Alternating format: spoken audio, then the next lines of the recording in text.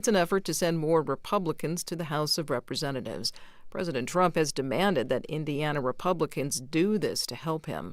Hundreds of people opposing redistricting crowded outside the Indiana State Legislature yesterday in Indianapolis. They chanted, "Stop the steal." Indiana GOP Senate leaders have said there is not enough support to pass the redistricting measure in their chamber. However, it is expected to come up for a vote later this week. Stocks open mixed this morning as the Federal Reserve begins a two-day meeting that's expected to result in lower interest rates.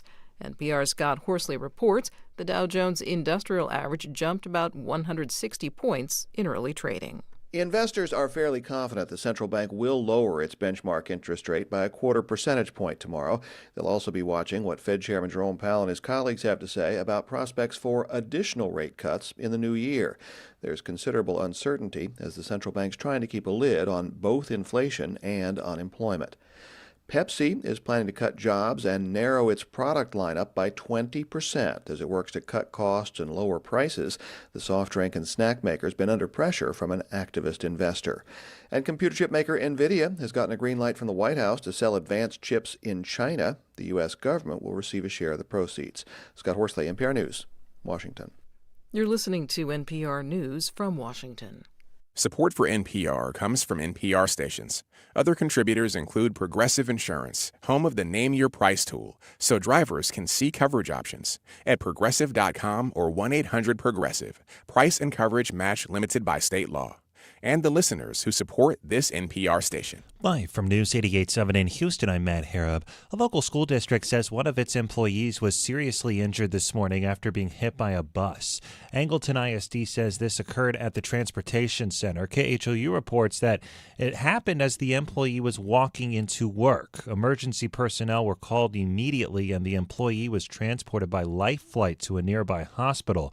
The incident did cause some delays in student pickup this morning.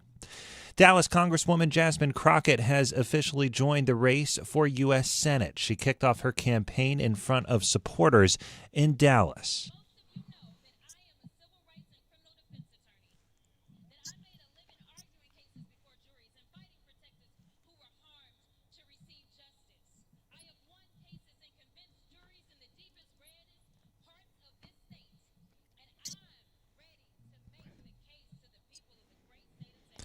Crockett will face State Representative James Tallarico in the Democratic primary. They are competing for the seat held by incumbent Senator John Cornyn, who is in a tough re-election battle with Texas Attorney General Ken Paxton and Congressman Wesley Hunt. Meanwhile, locally, early voting ends today in the runoff election to fill a Houston City Council seat. Former City Council member Dwight Boykins and attorney Alejandra Salinas are squaring off after finishing within about 1 percentage point of each other back in November. This is to fill the at-large position 4 seat on Houston City Council. And Houston ISD has settled a lawsuit with parents who sued the district earlier this year over how staff were referring to their daughter. The parents claimed that school officials used masculine pronouns and a different name for their daughter without parental permission. Under the settlement, the parents agreed to drop the suit after the district agreed to instruct their staff to refer to their child as a girl. Parents allege the staff repeatedly ignored their requests. 50 degrees right now here on the UH campus. We're set up for a sunny day, high of 65 this afternoon. We'll warm up tomorrow with a high of 72. I'm Matt Harab, News 88.7.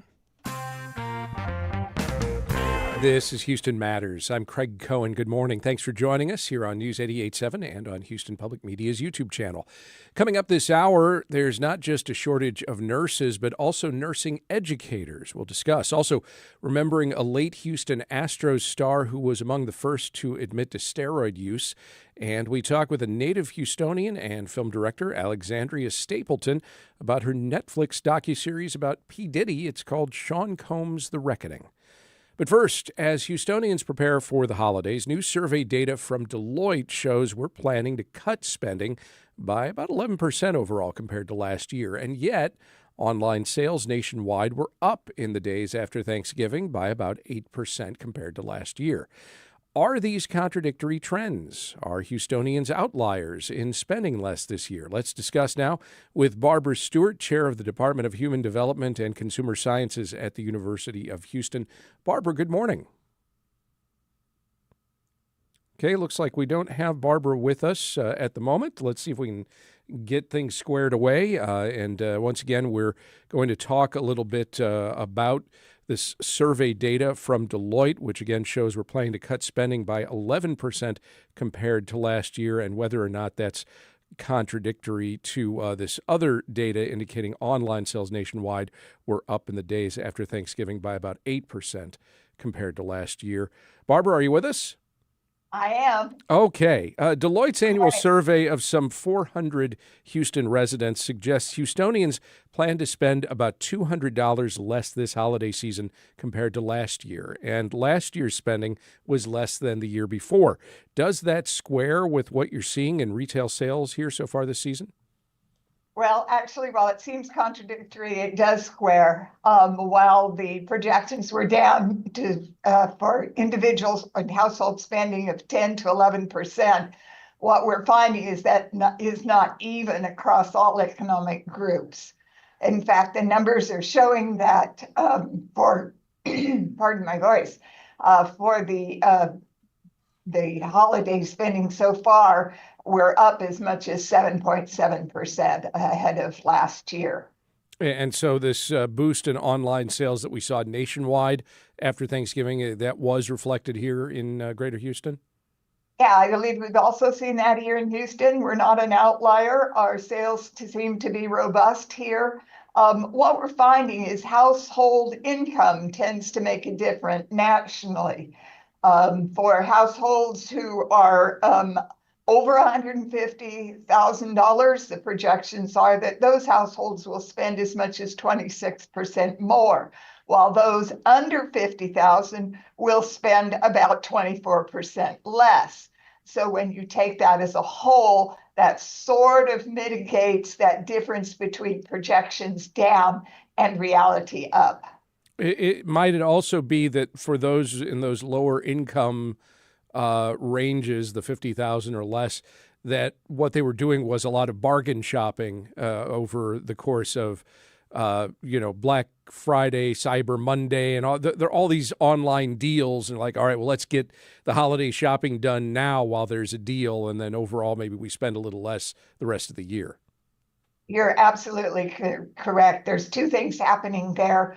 One, when budgets are more constrained, consumers will find ways to cut. They'll look for promotional products, look for the deal. And the other thing that may happen is they may delay other expenditures until, say, February in order to have the same holiday experience that they want for their families and friends. Does any of that give you any sense of the state of Houston's consumer economy right now? Or are we talking about too many variables to really draw major conclusions from what sales data says for these few days versus what projections are for these next few weeks? Now, I think we're in a pretty good position. I would be very positive about our overall holiday spending. Consumers are spending even when some budgets are constrained. We buy holiday things not just because we need the product, but we buy for psychological reasons. And holidays means it's important to support family, to support friends. And so we'll continue to spend here in Houston. The Wall Street Journal recently reported on a shift showing wealthy Americans are now accounting for nearly half of all consumer spending. Are we seeing that same split in the Houston area as well?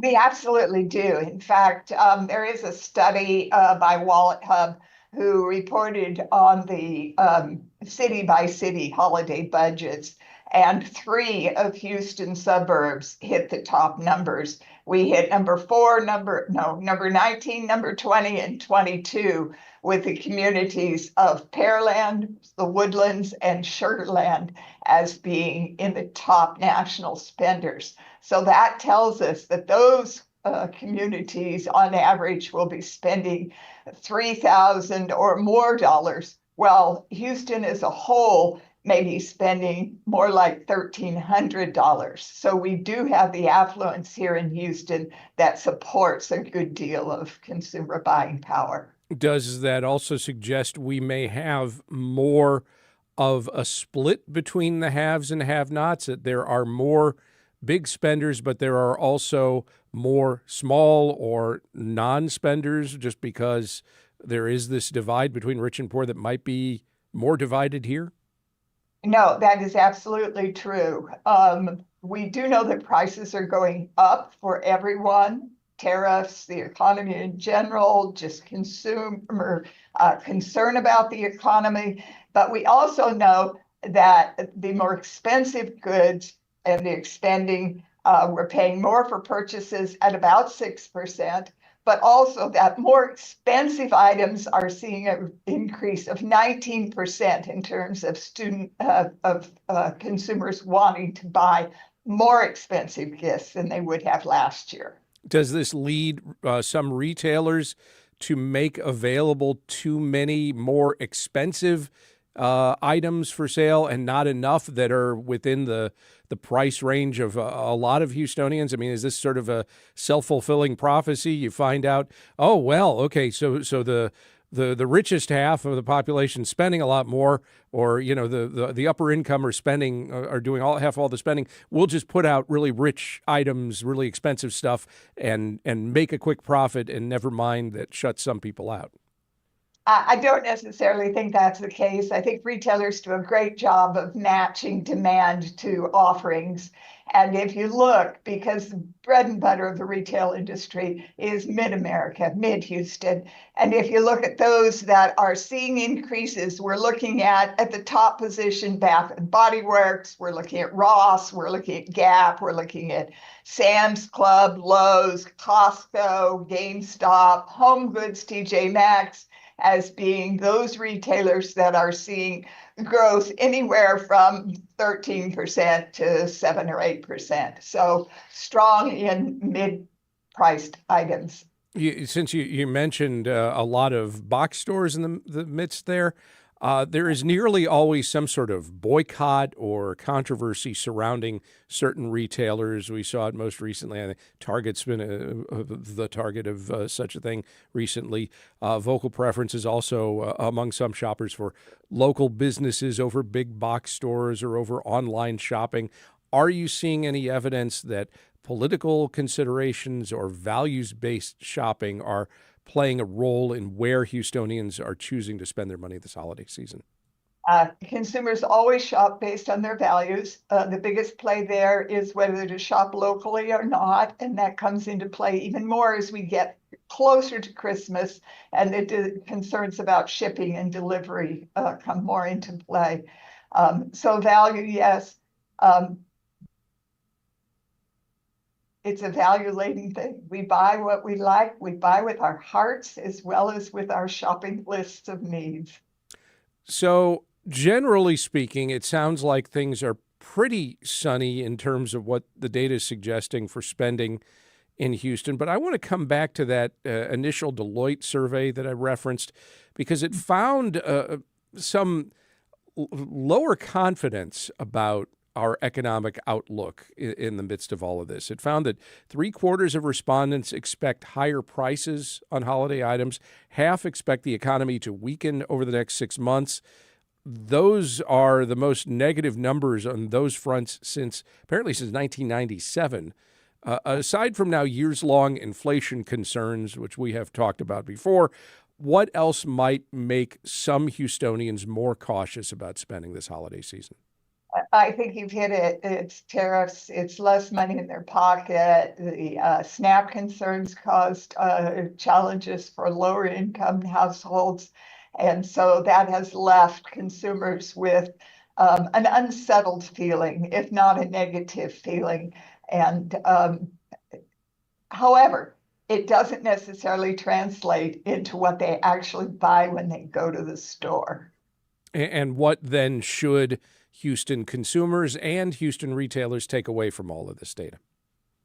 Well, I always recommend that consumers shop with a budget, know what they need, have an inventory at this point in the shopping season of what they've already bought.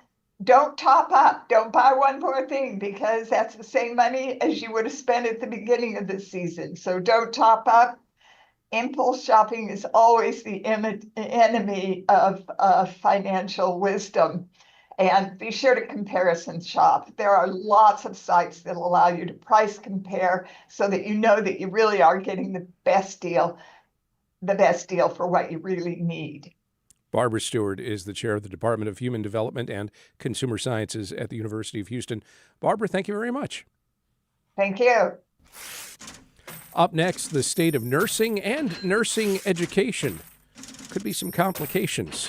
Stay with us as Houston Matters continues on News 88.7 and YouTube. Hi, I'm Lenny Ambrose from St. Arnold Brewing Company, proud supporters of Houston Public Media. Right now, with your $60 donation, you can choose tickets to News and Brews. This member-exclusive event takes place February 17th. Enjoy a pint, connect with fellow NPR fans, and meet the Houston Public Media Newsroom in person.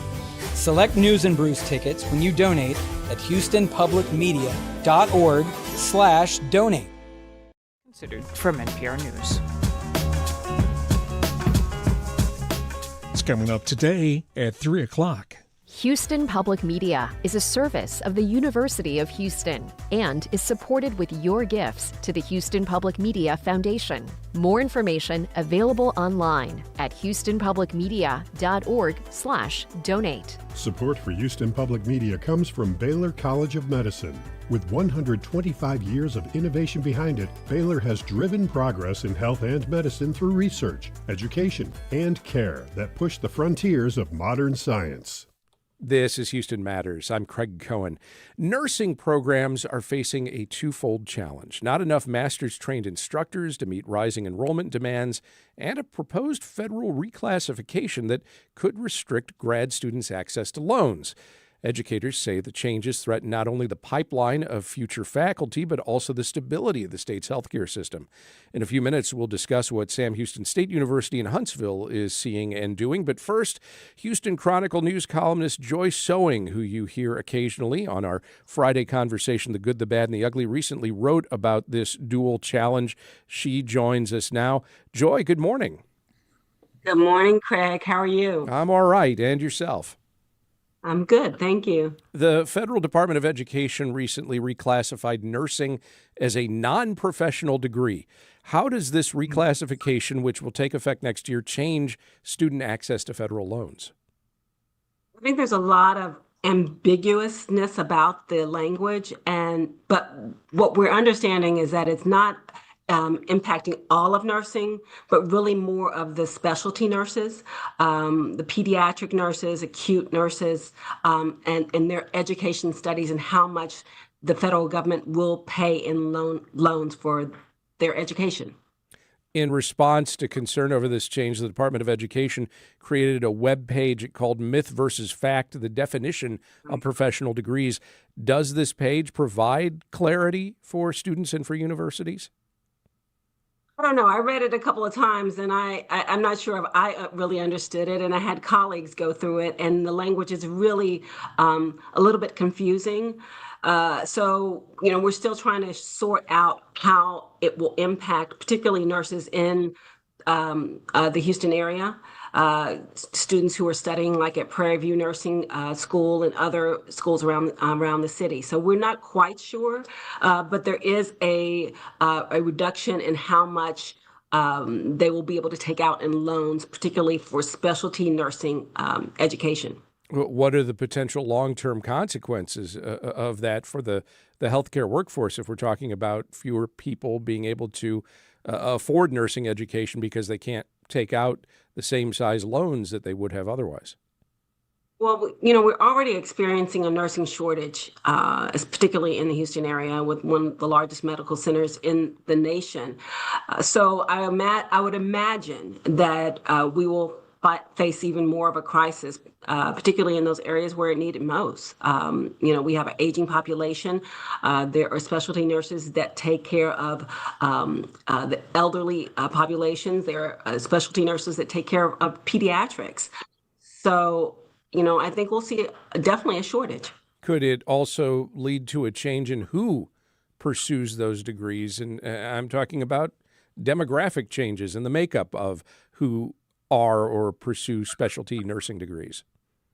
Well, I think people who can afford it. I mean, that's what, ultimately we're looking at down the pike is if you have the money and you have the means to afford something like this kind of education, then this is what you pursue. And those who have been, able to break ground in these fields with limited resources, but had the support of financial backing from the federal government will be left out. What other concerns do you have about how this could affect the healthcare system in future years? Well, I think that, our healthcare system, as we saw through the pandemic, how stretched it is and how, there are a lot of needs here and there's such a shortage in healthcare workers, particularly in the rural area communities. And we're seeing that, across Texas. So I fear that it will get worse. I'm not a medical expert, but I do. I use the system myself for care. So I do think that we will see a definitely hit. Joy Sewing is a news columnist with the Houston Chronicle. Joy, thank you very much. Thank you, Craig. And joining us now are Dr. Desha Johnson Makiya and Dr. Monique Huntley. They are the co-directors of the Shared Nurse Academic Practice Partnership Initiative, or SNAPI, at Sam Houston State University. Good morning to you both. Good morning. I guess we should start with what is SNAPI? Yes, the Shared Nurse Academic Practice Partnership is a collaboration with Sam Houston State School of Nursing, CHI St. Luke The Woodlands, Memorial Hermann Cypress, Houston Methodist The Woodlands, and HCA Houston Northwest to help combat the nursing shortage. Now, Dr. Huntley, yes. That shortage, this has been a concern for a while now. Mm-hmm. This latest impending change isn't going to help, I imagine. But what are some of the other things that are creating this need for more nurses? Because it does seem like there's high demand out there for them. Are we just not cultivating enough potential nurses out there to meet that demand? Well, there are three barriers when it comes to academia and obtaining clinical faculty members. One is compensation. For bedside nurses to leave what we call acute care nursing to go to academia, you may see a shift from $10,000 upwards to $40,000 in pay differential, which means you will take that cut in order to be a clinical faculty member or a full-time faculty member. The next is the work schedule. When you go to academia, there is more flexibility with the work schedule. However, most of the clinicians who go into academia, they're racking and stacking. They may be working 3 or 4 days at the hospital and then working as a adjunct clinical faculty member, versus in academia, your sole focus is in academia. So most people don't want to give up working at the bedside because of pay, and they want to do academia. So you have that barrier and that conflict as well when it comes to coming into practice and education. When the question you state, are we educating people on how to be clinical faculty?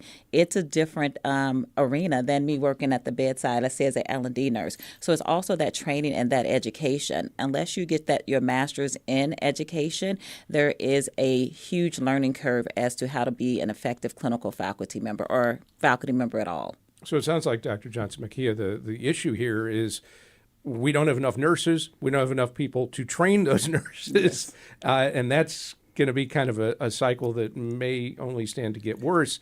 What are hospitals and clinics? What are universities? What are all those that have a piece in making the healthcare system work as well as it can work? What are they doing about it? It's working collaboratively, such as the Shared Nurse Academic Practice Partnership, because we're currently 47,000 nurses short in the state of Texas. And the American College of Nurses states that the shortage is 7.8%. Texas is 17%. So we're in a dire need. And so by working collaborative with the Shared Nurse Practice, SNAPPy is one of those solutions for that. And I assume there are others like it?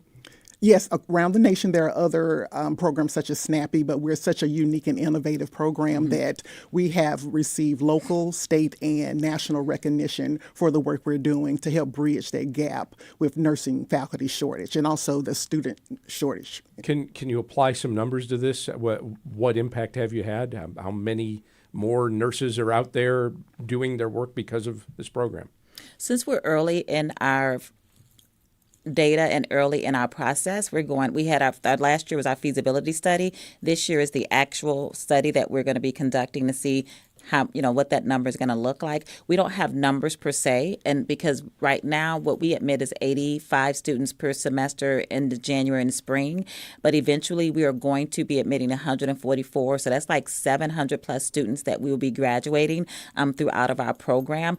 And so we hope that with adding the additional clinical faculty to help with the clinical aspect, that is where the huge shortage comes into play. You can find didactic, but you need those clinical faculty in order to train the students. We hope to see an increase in the number of students that we start to produce from 85 to 144 each graduating cycle. It does sound like what we need is something like that, but then 50 more of them. Yes. Is my math right? Yes. And that's one of the goals of SNAPPy is to actually go statewide with our model to be able to support rural Texas and the local areas, because we recognize that there is such a shortage. And in the rural areas, there are very few masters or graduate prepared faculty there, which makes it very difficult as it's required to be able to work as a faculty member. So what we did in October was go before the Texas Board of Nursing with an innovative proposal requesting a waiver to allow bachelor's prepared nurses to work as clinical faculty in order to meet those needs in those rural areas. Because there's 147 rural hospitals in Texas, and 15% of our population receive care from those facilities. So SNAPPy being able to go out into the diaspora is very helpful and a great solution to this shortage. But if we don't have 50 times as many either universities doing what you're doing or 50 times as many nursing educators all scattering around the state accomplishing this, I don't see how we necessarily get to that 35,000 number in the next 5 or 10 years. What then will it mean for our healthcare system if we just simply don't continue to have that nursing shortage and nursing educator shortage? Okay. So the goal is that we do bridge that gap, is that we do close that gap with the nurse educators through the SNAPPy initiative, because as Dr. Johnson stated, we are now going out into the Houston area, plus we're going into the rural areas. We have different strategies within the grant initiative to expand outside of Houston, to try to hit those 8 or 9 different, it's the 8 areas what we call for nursing with throughout the state of Texas. And then not just Texas, expanded on to the rest of the areas, surrounding areas in the United States, hopefully, to get that model like they have with doctors, where you get paid to be an educator as well as actually work as a nurse within a facility, without there being this huge gap in compensation, your schedule, and all the other barriers that go into play becoming a clinical faculty member. How much would it cost to scale this up statewide? Oh, that's a good question. That's an excellent question, and we're actually working on those models now. But our ultimate goal is to obtain legislative sustained funding. So any hospital in the state of Texas will be ability to have a SNAPPy nurse. So that's the goal.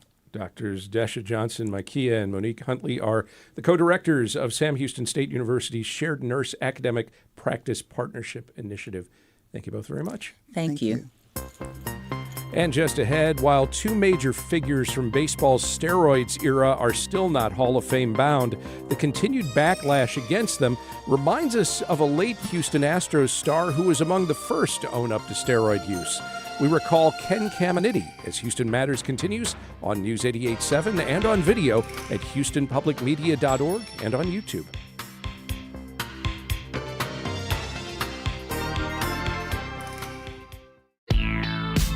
You ever wonder where all the hundreds of billions of dollars are coming from that are funding this AI boom? I don't even think Americans are necessarily unfamiliar with this concept. We might have even heard of it previously as a shadow bank. I'm Kyle Risdall paying the tab on AI. Next time on Marketplace.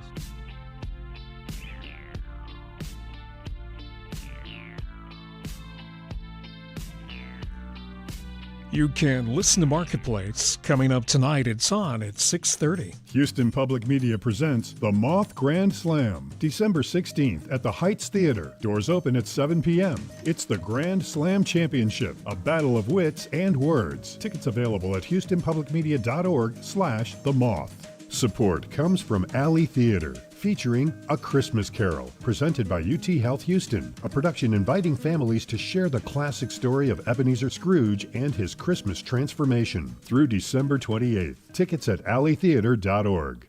This is Houston Matters. I'm Craig Cohen. On Sunday, the Baseball Hall of Fame's Contemporary Baseball Era Committee voted to elect Jeff Kent to the Hall. While Kent is primarily remembered for his years with the San Francisco Giants, he played a pair of seasons with the Houston Astros. And while another former Astro entering the Hall is newsworthy, for many it wasn't the biggest headline to come out of the committee Sunday. No, the big news involved another former Astro and another former Giant, Roger Clemens and Barry Bonds, respectively. Neither of them were elected by the committee to the Hall of Fame. In fact, neither one garnered enough votes to meet a threshold to return to the ballot in 3 years' time. No one questions Bonds and Clemens' statistical merit for the Hall. Strictly by the numbers, they both would have been first ballot locks years ago. But they weren't. They were part of baseball's steroids era, and it's largely believed within baseball circles that they both used performance-enhancing drugs during their careers, which artificially inflated those stats. Of course, both have long denied knowingly using steroids. And that's how they stand in contrast to still another former Houston Astros star. The late Ken Caminiti admitted using steroids long before anyone else did. His admission was, in fact, one of the catalysts for baseball finally taking a harder look at performance-enhancing drugs and their effects on the game. That and other substance use and subsequent run-ins with the law overshadowed Caminiti's accomplishments on the field, which included 15 Major League seasons, 3 All-Star appearances, and a National League MVP award. His complicated life, his steroid use admission, its effect on the game, and his untimely death at age 41 are all chronicled in journalist Dan Good's book, Playing Through the Pain, Ken Caminiti and the Steroids Confession That Changed Baseball Forever. In 2022, Good spoke about Caminiti with Houston Matters producer Michael Haggerty. Good explained then why he was so fascinated by Caminiti as a player and a person. He was a gritty, all-out kind of player. He was always playing with a dirty uniform. He was, he played third base, and he was a switch hitter. And at third base, he was just diving all over the place. He had a cannon for an arm. He'd just throw the ball across the diamond. And he was really great playing third base. He was a 3-time Gold Glove winner, a 3-time All-Star. He had a really interesting career. And after his career ended, he came forward in Sports Illustrated in 2002 and talked about his use of steroids, which really kind of blew open the lid on Major League Baseball steroids problem. And, I think it overshadowed Ken's career in some ways. And, he died tragically 2 years after that. And, I just think it's a good chance for us to look back at the guy he was, look back at the player he was, at the person he was, and, really reflect on the life he lived. Toughness was a big part of his reputation. What are some stories that kind of illustrate that? He was always getting hurt. He was always banged up. When he was growing up, he wanted to be a football player. Football was his favorite sport to play because he loved the collisions. He had a scowl about him, and players would feel intimidated just by his scowl. Like, he didn't need to say a word. It was just, he had the goatee, and, he was intimidating. He was kind of a teddy bear internally, but players were intimidated by him. Ken Caminiti's substance abuse problem and his legal troubles a lot occurred here in Houston. How did it, substance abuse problem, get started, and what kinds of things did he struggle with? This was something he struggled with throughout his life. He struggled with this from his childhood on forward. Growing up in San Jose, California, drugs and alcohol were easily accessible. They were always around, and the people around him were doing things. Looking back at his life, a lot of his addiction issues were fueled by the fact that he had suffered childhood trauma when he was a kid. He used drugs and alcohol as a way to dull the pain, to blur the pain, to get through the day.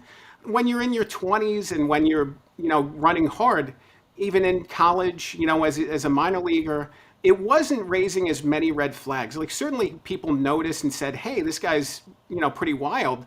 And he's out late at night and we can't really account always for what he's doing, but he shows up and plays and he's accountable in that way. So I think for a while, it was just kind of, this is who he is. He has that partying streak in him.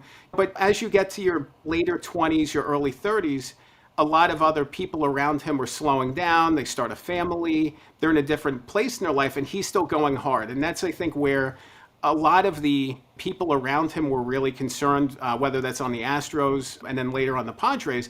But you had Astros personnel like Art Howe who were, reaching out to him like, hey, maybe you can go get some help, and we can just say you went on the DL for an injury, and you can come back and, play when you're ready. Like, the front office, his teammates would approach him and just say, hey, how are you doing? We know you're struggling. And, I think part of the problem is the baseball culture, the baseball lifestyle that he was a part of encourages substances. And that could be something as simple as having a beer to come down after a game. One beer turns into 6 beers, turns into whatever. But then Ken was taking other substances to stay on the field, such as painkillers. And he was also taking greenies to keep himself up. So it was the greenies, the painkillers, and then it was coming down after the game, and it's this up and down. And, cocaine was a factor as well. And it was difficult unpeeling all the layers of his substance abuse and recognizing at a lot of times there were really good points in his career. There were clean points in his life. 1993, he went to rehab for the first time, and he was really devoted to it and did a great job of staying sober and going to AA meetings and surrounding himself with good people. And, you look at that 1994 season, it was his first All-Star appearance. He's hanging out with Andy Stankiewicz, who was a clean ball player on the Astros. He had a good accountability system, we'll say, around him. And that kind of continued into his Padres years. So when he had these great successes, a lot of times they were a reflection of the people he was surrounding himself with. But it's tough because in a baseball team, the roster is always changing. People are coming and going. So some of the people who are looking out for him and doing their best to keep him on track aren't always around. And then you have other people around who might be fueling his addictions further and actually being a negative detriment to him. So it's that up and down, and substance abuse was an undercurrent throughout his career. And by the end of his career, it was a real problem for him. So he had actually left the Astros early in 2000 and went to get help. And then in 2001, soon after the season was over, he was arrested in that Houston hotel room. And that was really the end of his career. Like that was it. There was no team that was going to sign him again. There was too much liability, too much baggage. So in addition to his substance abuse, there's also steroids. He played in what we now know, of course, in hindsight, as the steroid era, when some of baseball's most hallowed records, home run records, fell. And after he was done playing, as you mentioned, he admitted that he'd used steroids, including during that MVP season of 1996. Why did he come clean about it and in the way that he did? It's a good question. And there's a lot of reasons why. One of them, he's fresh from rehab and looking at not hiding anymore, not keeping secrets hidden away. I think he also wanted to find a way back into the game, and he felt like being open and honest and recognizing his struggles and getting that redemption piece, I think would have gone a long way to getting him back in the game. Someone would have taken a chance on him. And in fact, even as he found himself in legal trouble in the years ahead, there were people on different teams who were reaching out to him, including the Padres, saying, hey, maybe you can come to spring training and help us. He had other people on other teams saying, if there's anything we can do. So I think he was sending a lifeline to baseball and to people he connected with in the game saying, hey, I'm here. Like, I'm interested in being a part of this. I don't obviously think that he figured that everything would blow up the way it did. I mean, this story was huge. It was massive. The interesting thing about it is that, people have taken Ken's admissions as 100% truth. Like, there were so many half-truths and shades of gray to his interview. He was giving quotes that protected a lot of people. The core truths of it were there. I mean, he was using steroids. They did help him win the MVP. He went from an all-star to a superstar overnight because of steroids, in large part. And then there was other elements that didn't line up as well in the research I've done, the interviews I've conducted. So there were obviously these half-truths in this story that have proliferated for the last 20 years. But it was so interesting seeing him come forward unflinchingly, say, yes, it helped me. He's one of the few guys who have ever done that. And he died before this happened, but the Mitchell report and the testimony and conversation about steroids when it really took off, and the sluggers like Mark McGwire and Sammy Sosa appearing before Congress, and all that happened after he died. But his story was cited in the Mitchell report and his confession. I mean, what role did he have in changing baseball and the steroids, ending the steroids era as we know it? How is he? What effect has he had lingering all these years later on baseball? I think he's had a big effect. His admission triggered congressional conversations that triggered the testing protocols. It was a blind testing protocol in 2003 that stipulated that if a certain number of players tested positive blindly, that they would initiate more testing, deeper testing. And the players hit that threshold and passed it. Like, obviously, they were still using steroids. It didn't stop anything. And some of them did switch to human growth hormone, which it couldn't be tested for, at least for the test that they were doing at the time. But enough players tested positive for different drugs that they had to initiate new rounds of testing. So that mechanism was in place in large part because of Ken's admission. That was really the instigation there. And then, I think his story and his death kind of hung over those congressional hearings, the ones with McGwire, Sosa, and the other players. If he had still been alive, I think he probably would have been called to testify because of what he'd done and what he'd said. And Jose Canseco was there but didn't say much. And then, the Mitchell report was huge. I mean, I think that it was a byproduct that led to all these other things. And I think that every time that something else happened, it was a callback to Ken's admission. And Ken's admission filled in a lot of gaps, and it brought a lot of attention but focus to the fact that there was a real problem. And I think in a way that his death also forced people to confront it a little bit more. It's tough to say what role steroids played in his health issues and death. Obviously, he was doing street drugs, so there was a different situation there. But, I think people tie all those things together and say he was using steroids and he passed away, and it's this tragic thing. And, let's clean this up now. And I think it was a wake-up call in that sense. But, you read the Mitchell report, and, his story is all over that. Journalist Dan Good there talking with our Michael Haggerty in 2022. Good is the author of Playing Through the Pain, Ken Caminiti and the Steroids Confession That Changed Baseball Forever. Still to come, native Houstonian and film director Alexandria Stapleton on her new Netflix docuseries about P. Diddy. It's called Sean Combs' The Reckoning. Stay with us as Houston Matters continues on News 88.7 and YouTube.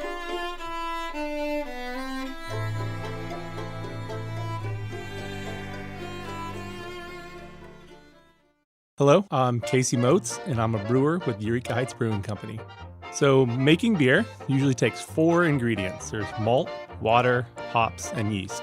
So to make a beer, you take malted barley. So it's a grain, and then it's cracked open sort of like a pistachio. You mix this with water, and that water is going to convert starches in the grain to sugar. We take that sugar, we then boil it around 60 minutes, and that does a few things, but it allows us to introduce our third ingredient, which is hops.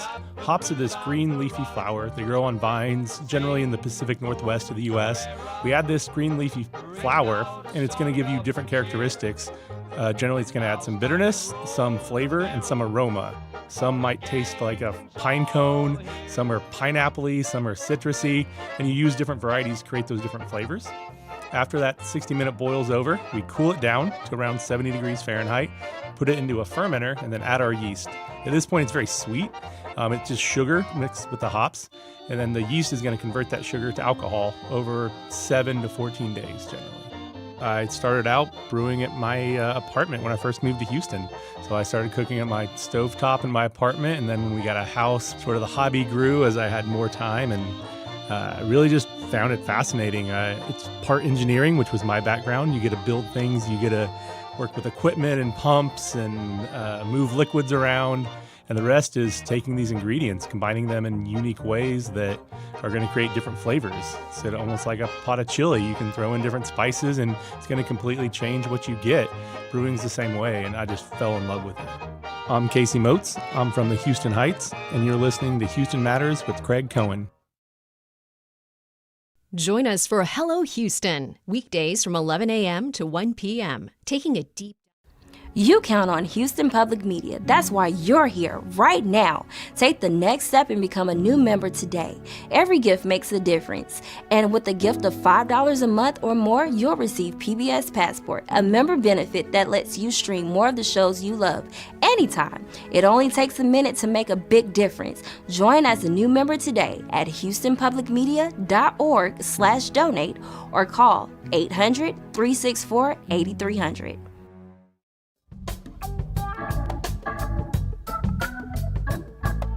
Fresh Air, weekdays at 8 p.m. on News 88.7. Support comes from Children's Museum of Houston, presenting Faithful Friends, an exhibit fostering connection, curiosity, understanding, and friendship. Families explore other cultures through the eyes of Houston kids. More at cmhouston.org. This is Houston Matters. I'm Craig Cohen.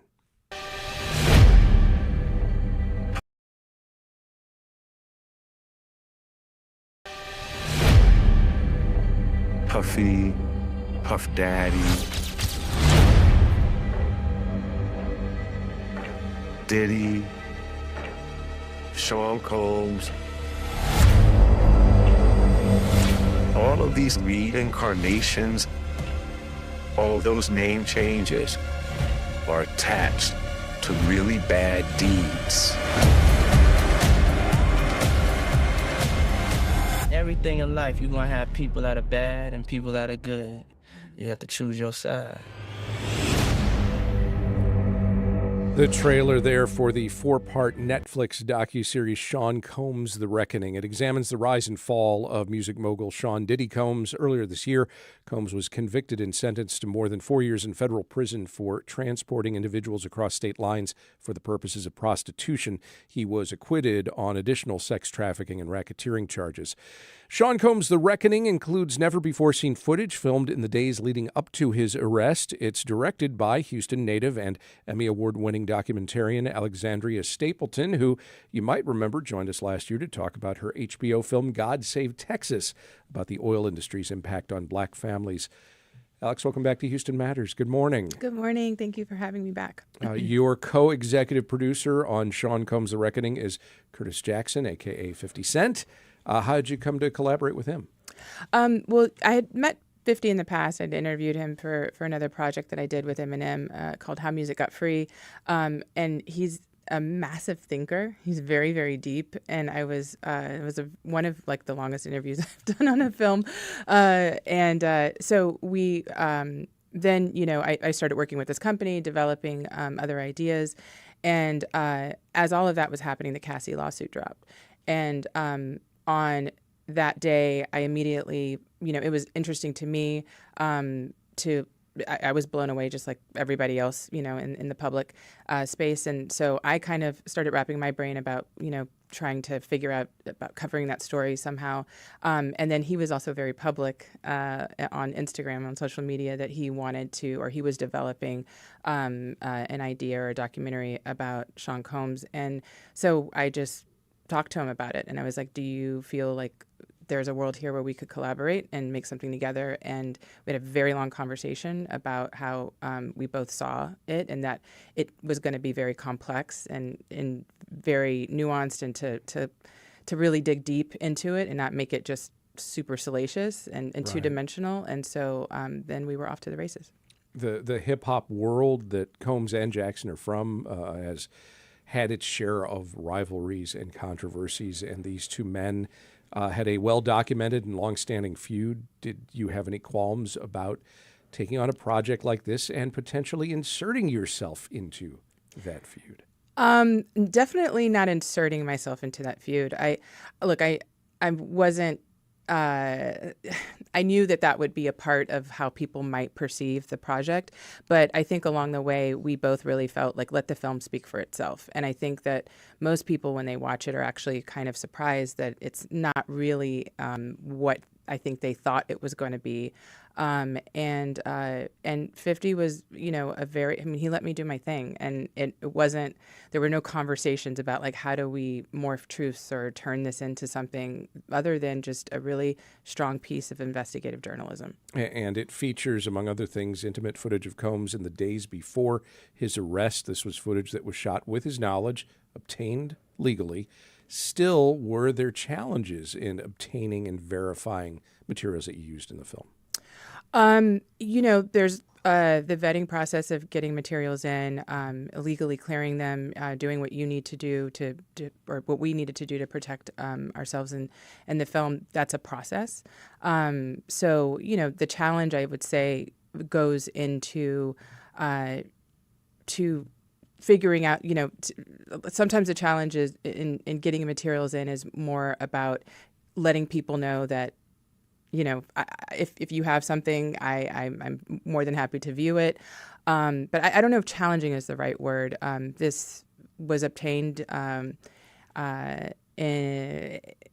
we did everything that we could to make sure that our T's were crossed and our I's were dotted, so that we could put it into the film. We're talking with Alexandria Stapleton, Houston native and documentary filmmaker, and the director and an executive producer of the Netflix docuseries Sean Combs: The Reckoning. What did it mean to you personally to tackle this subject as a woman examining the modern world of hip-hop that, and Combs' legal troubles certainly underscore this, hasn't exactly always been very favorable towards women? There's a lot of complexities in that. And I think that when Cassie did drop her lawsuit, for me, being a woman in the entertainment industry, working in the entertainment industry, and being in a post, kind of Me Too society, I was very curious to see, I feel like this was a little bit of a stress test. Like, what would the Me Too movement mean for women in the space of hip hop? But Sean Combs's role in pop culture, popular culture, it kind of is more than just hip hop. It's television, it's reality TV, it's music, it's film, it's politics. I mean, he was so present, he was so omnipresent in American pop culture for decades. So yes, it's very much rooted in hip hop, but he kind of spanned, so he was bigger than just hip hop. Do you in the process of developing a project like this, is there a moment where you're wondering, am I skirting a line here between giving a voice to a survivor of something and presenting that comprehensive, nuanced portrait that you want to present? That's always kind of the balance, making sure that you're giving a voice to the voiceless. I think that for many people that participated in this film, they had never been heard before. Their stories were, sort of erased for some of them. Sometimes people, had filed civil suits or, lawsuits, but no one had really heard their voice and had really given them the time to really storytell and to give their perspective. And so I think that was really, really important to the film to allow them to have the space to do that. Any tough decisions to make in light of this project being about someone who is mired in ongoing legal proceedings? Tough decisions. Well, the decision was made that we were going to wait for it to come out, after the trial. Mm-hmm. I think that it's really interesting that so many projects were really rushed, to get out, between Cassie dropping her lawsuit and then, then dropped like right after the indictment. For me, it was the responsible thing to do, to not be on a conveyor belt, on a timeline. And that's why it was such a great partnership with Netflix, because it gave me the time to really work on this story. And then when we felt like, okay, it's ready to come out, we put it out. And because I think that the story has so much more life to it. He has, dozens and dozens and dozens of civil suits ahead of him. So I think that, there's going to probably be more to come out over the next years or so. Do you think there is something you have in this process learned about either Combs or the hip-hop world or entertainment generally that you didn't know going into it? It's just pretty remarkable how, kind of unchecked power, the power that he had. I mean, he contributed so much to hip-hop and to the culture. I feel like we worked really hard to put that part in the story and to represent that. But it's really interesting how so many people were siloed in the ecosystem that he built. And so many people, I think, felt isolated and felt alone in what they were going through. And I think the big surprise has been kind of, the reaction of people in the film being able to listen to other stories and to kind of see each other, in interviews, and to feel like connected and not so alone anymore. Like, oh wow, I really the cast kind of like relating to other people that they didn't even know. Bottom line, what do you want viewers to take away from this? To me, the bigger picture, it goes beyond Sean Combs. I think that the takeaway that was really important for me was to really kind of like hold a mirror up to our society and to us as a general public. And what do we condone? What do we condemn? What do we allow to happen? What do we allow people with celebrity to do? And when we know that a celebrity is being accused of really awful things, like how do we handle that as a society? And I think that's kind of the bigger meta point of the series for me. Alexandria Stapleton, the director and an executive producer of Sean Combs' The Reckoning, streaming now on Netflix. Alex, thanks. Thank you. And that will do it for today's show. The Houston Matters team includes Michael Haggerty, Joshua Zinn, Brenda Valdivia, Mincho Jacob, and Laura Walker. Tom Carter was our technical director today. Remember, you can check out Houston Matters anytime. Subscribe to our podcast for the audio. Visit Houston Public Media's YouTube channel for the video. You can comment, like, subscribe, all the stuff you normally do there on YouTube. Or reach out to us anytime at talk@houstonmatters.org and let us know what you think of the show. On tomorrow's program, the hosts of the podcast, The War on Cars, bring their war to car-centric Houston. Also, the latest developments in politics in our regular Wednesday political roundup. We'll talk with the hosts of Party Politics, Brandon Rottinghouse and Geronimo Cortina. I'm Craig Cohen. Join us tomorrow for those and other Houston Matters.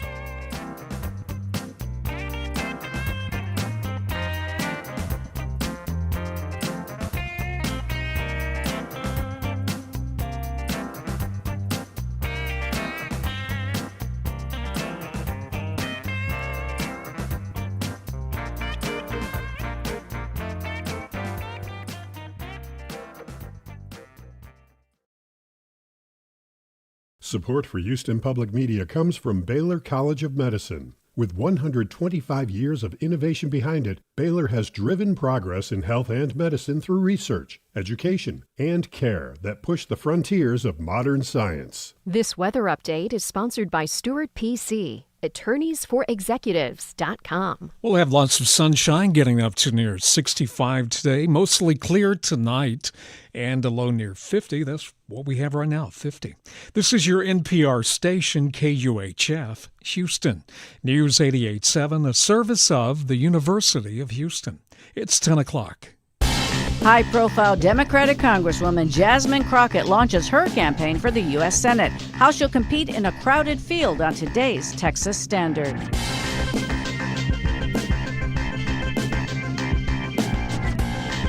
Texas Standard is a production of KUT Austin, KERA North Texas, Houston Public Media, and Texas Public Radio in San Antonio, with support from CASA, court-appointed special advocates, making a difference for children in foster care. I'm Angela Kocherga in El Paso. Last month, Texas voters approved funding for a dementia prevention and research institute. Now a lawsuit means that plan is on hold. Plus, why more and more Texans are selling their blood plasma for cash. Texas leads the nation in donations.